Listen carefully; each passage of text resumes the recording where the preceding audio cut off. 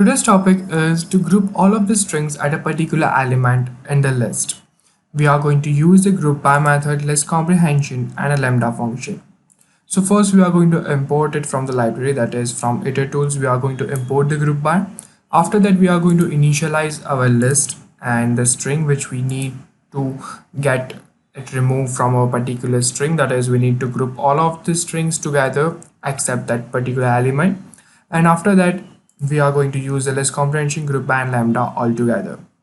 So we are going to go through each and every element and the range from the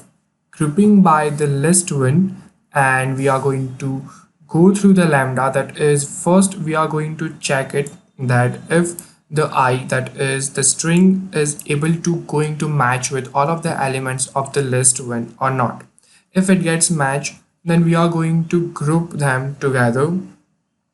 and after that we have set an if condition that if not I, that is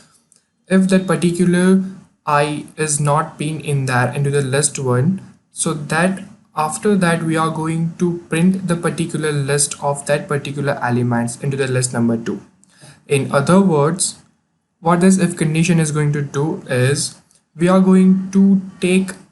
other groups rather than that particular group of that particular element, that is a string 1. We are going to take the other group, that is B and to the C, after that D and E and an F, and we are going to store it into the list number 2, and we have them as an output.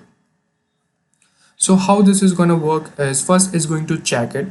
the AAA is having that, so before that there is no single element, so there's no one, and after that it's going to take the one group over here up to the rest of the elements, and after that it's again going to check it that what is the end position of the particular this group. So it's going to check it like the AAA after the C, so that's how we get the first group, which is triple B and to the triple C,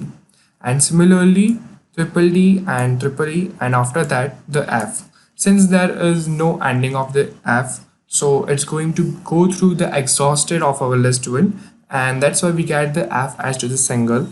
in our output.